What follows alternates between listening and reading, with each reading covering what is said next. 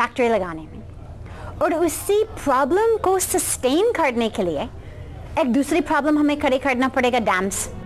पानी के नीचे गुम गए गांव, जहां कभी हजारों घर आंगन गुलजार थे, जिंदगी थी, सपने थे, उम्मीद थी, इंतजार था। ये सोचकर मन भारी हो जाता है कि जिस बिजली का इस्तेमाल हम करते हैं, जो हजारों लोगों की उनकी जमीन से उजाड़ कर मिल रही है, टिहरी बांध ने तो मानो भागीरथी का गला ही घोंट दिया हो। विशेषज्ञों की राय में भागीरथी का जो हाल आज है, उसके लिए टिहरी ही सबसे ज्यादा जिम्मेदार है, क्योंकि टिहरी डैम यांत्रिकी तौर पर ही गलत है। कुछ विशेषज्ञ ये भी मानते हैं कि हिमालय की संरचना ऐसी नहीं है कि यहाँ बड़े बांध बनाए जाएं। इस बांध की योजना का पर्यावरणविदों और वैज्ञानिकों ने कड़ा विरोध किया था, लेकिन इन तमाम विरोधों को दरकिनार करते हुए भागीरथी पर टिहरी नाम का एक दैत्य बना दिया गया।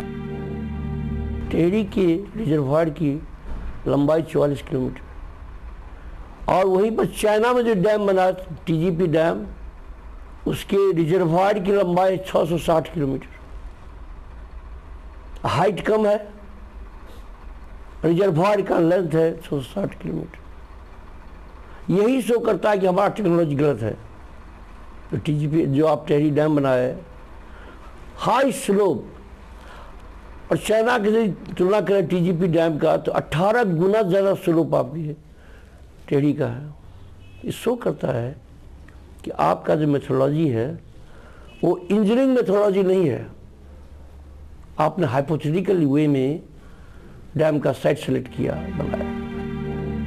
तब ये सवाल मन में उठा कि क्या हम अपनी बिजली की ज़रूरतों को छोटे छोटे बांधों के जरिए क्या पूरा नहीं कर सकते? क्या बिजली की चाह में एक ऐसी नदी जो करोड़ों की जीवन धारा है, उसको ही समाप्त कर दिया जाए?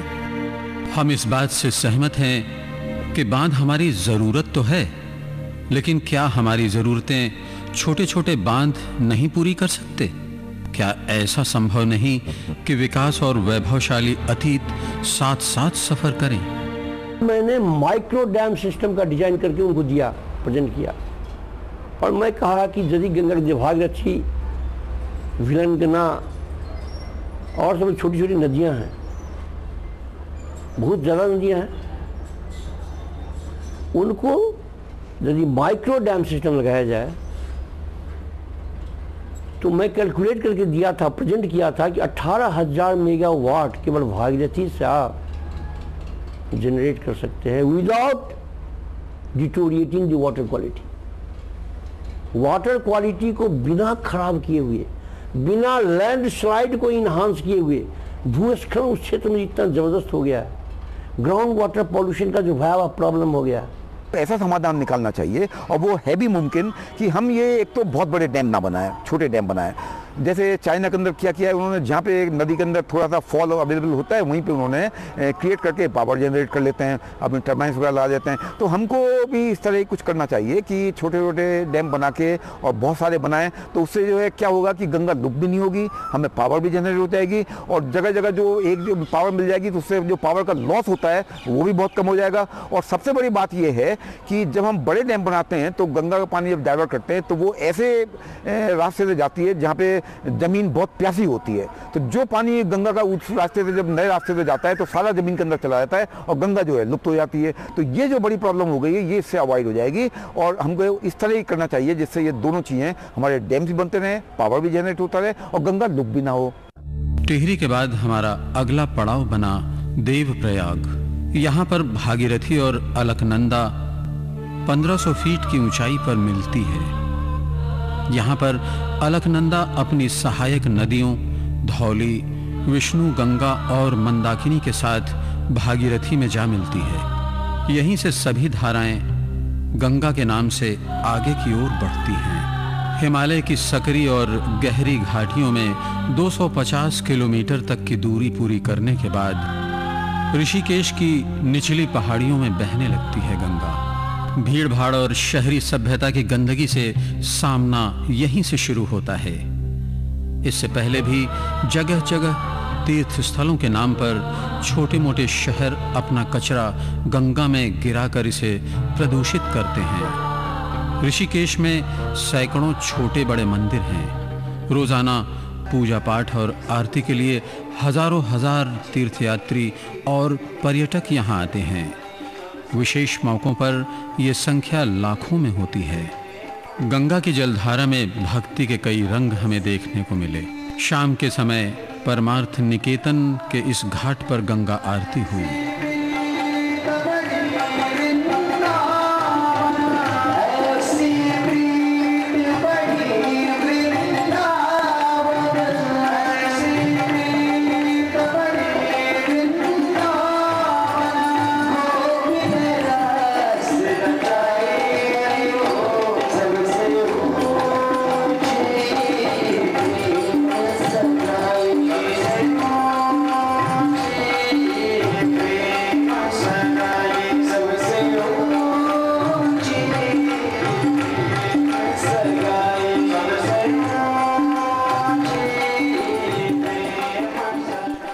सूरज की किरणें फूटते ही हमें दिखी आस्था की असलियत। नदी में मिलता शहर का कूड़ा।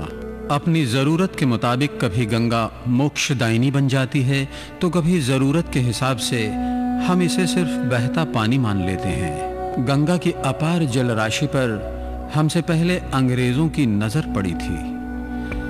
सिंचाई में इसके इस्तेमाल के लिए बैराज बनाने की योजना भी बनी, लेकिन उस योजना को मूर्त रूप हमने दिया और गंगा के पानी को दो धाराओं में बांट दिया। यहां से जो नहरें निकाली गईं, उसमें सबसे प्रमुख है गंग नहर। ये नहर एक बड़े इलाके में लोगों के लिए सिंचाई का साधन बन गई। नहर बनकर अपने रास्ते से अलग जाकर गंगा लोगों की जीविका का साधन बनी।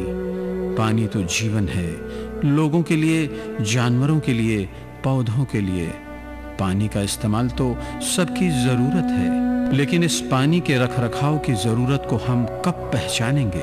सदियों से जीवन देती इसी गंगा में हम कितना कचरा बहाते हैं। एक अनुमान के मुताबिक गंगा में रोजाना 2 अरब 40 करोड़ लीटर मल जल सीधे बहा दिया जाता है। एक नील धारा आपने छोड़ा है, छोटा सा धारा, 300 से 400 क्यूबिक फीट आप छोड़े हुए हैं, और पूरा का पूरा पानी 10,600 क्यूबिक फीट से ज्यादा पानी आप एक जगह से कंटिन्यूअसली लगातार निकाल रहे हैं। किस इंजीनियरिंग के कारण? कौन इंजीनियरिंग आपको कह रहा है कि इतना पानी आप एक जगह से कंटिन्यूअसली निकालो?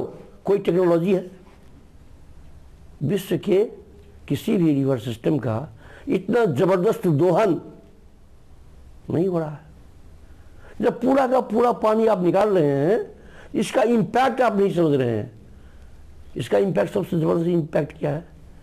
ग्राउंड वाटर टेबल नीचे चला जाएगा। गंगा में चाहे कितना पानी बहता हो, इतने कचरे से उसका पानी क्या पानी रह जाएगा?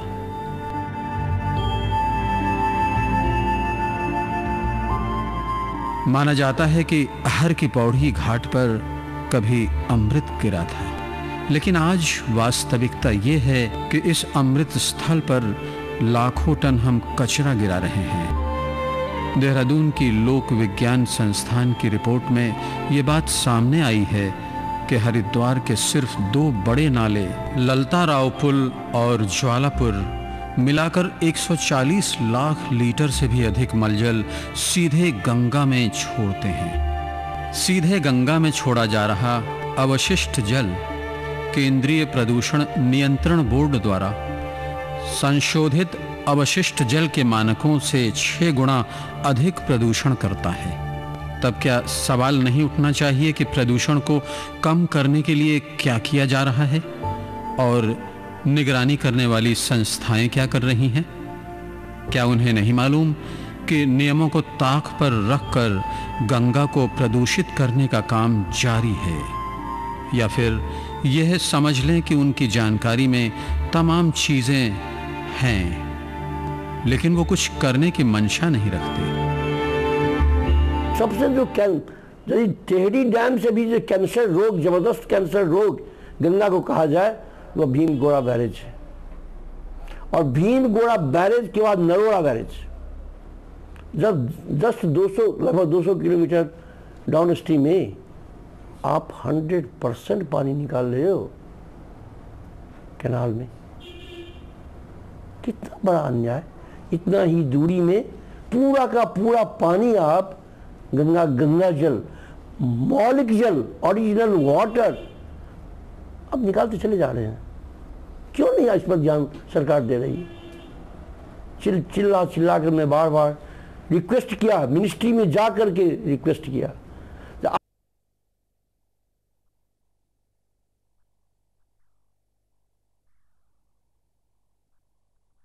निकालो।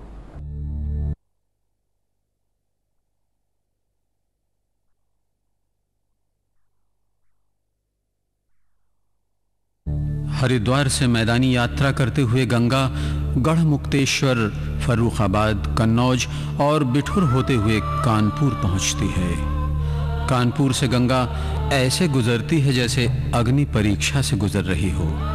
यहाँ गंगा को दयनीय हाल में देखकर ये विश्वास करना कठिन हो जाता है कि ये देश की सबसे बड़ी नदियों में से एक है और पूजनीय है। कानपुर में गंगा न रहकर एक नाले में तब्दील हो गई है। उन नाव के पास तो पता ही नहीं चलता कि ये गंगा वही गंगा है जो मोक्षदायिनी कहलाती है। यहाँ भी सिंचाई के लिए कई नहरें निकाली गई हैं, जिससे नदी का पानी काफी कम हुआ है। लेकिन यहाँ गंगा का हाल बेहाल करने वाला सबसे बड़ा कारण है कानपुर का चमड़ा उद्योग। इसलिए नहीं कि यहाँ का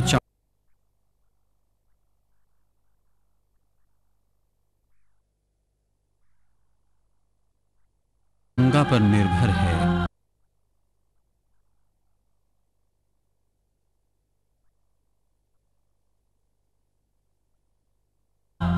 सारी गंदगी और औद्योगिक कचरा भी गंगा में सीधे गिरा दिया जाता है। पानी लेने के बाद बिजली घर, कपड़ा और चमड़ा मिलों का औद्योगिक कचरा सीधे गंगा में छोड़ दिया जाता है। चमड़ा मिलें भारी धात्विक तत्वों यानी क्रोमियम युक्त पानी गंगा में सीधे गिराती हैं। इसीलिए यहाँ गंगा जल में सिर्फ मल जल ही नहीं बल्कि क्रोमियम जैसे भारी धातु के अंश की भी भारी मात्रा है। पिछले साल इलाहाबाद हाई कोर्ट ने क्रोमियम इस्तेमाल करने वाली मिलों को बंद करने का आदेश भी दिया था। कानपुर में करीब 400 लिस्टेड चमड़ा उद्योग से जुड़ी इकाइयां हैं। यहाँ की सभी फैक्ट्रियां गंगा के पानी पर आश्रित हैं। इनमें से करीब 100 मिलें ऐसी हैं जो क्रोमियम युक्त रासायनिक प्रक्रिया का इस्तेमाल करती हैं। इस दुर्दशा के बाद दूषित गंगा की धारा आगे बढ़ती है। गंगा की क्षमता जो गंदगी को हजम करने की है वो कितनी है और फिर कितना पानी गिर रहा है, गंगा में कितना फ्लो है, इन सब चीज़ों से हम एक हमारे टर्म यूज़ करते हैं मास बैलेंसिंग। मास बैलेंसिंग हम निकालते हैं कि वहाँ पे वो इंडस्ट्री वाले को कितना गंदगी अलाउ करेंगे, उसमें कितना फ्लो होगा और कितना उसमें बीओडी की मात्रा होगी जो हम अलाउ करेंगे। इस अलाउंस को हम कहते हैं एफिलेंट स्टैंडर्ड। तो ये जो एफिलेंट स्टैंडर्ड है इस तरह साइंटिफिक तरीके से निकालना चाहिए, पर ये हम नहीं करते। हम क्या करते हैं कि बिल्कुल आर्बिट्रेरीली, बिल्कुल एक जैसे कहते हैं शेख चिल्ली की तरह हम उसको फिक्स कर देते हैं कि नहीं यहाँ पे आप 30 बीओडी का पानी, गंदा पानी डाल सकते हैं। अब हमने देखा ही नहीं 30 बीओडी का पानी वहाँ पर डाला और जब तक वो घाट के पास आगे पहुँचा उसकी बीओडी जो है 15 के आसपास ही रहती है, 3 या 4 पहुँच ही नहीं पाती। अगर हमने ये देखा तो फिर फायदा क्या हुआ एफिलेंट स्टैंडर्ड बनाने का। जितने फैक्ट्रियाँ लोग कहते हैं कानपुर की फैक्ट्रियाँ, बड़े बड़े लोगों की फैक्ट्रियाँ, क्यों 100% अब साथ आप नदी में गिरा रहे हो? हा? तो जो मेथोडोलॉजी आपका है डिफरेंट फील्ड में, चाहे वो डैम सिस्टम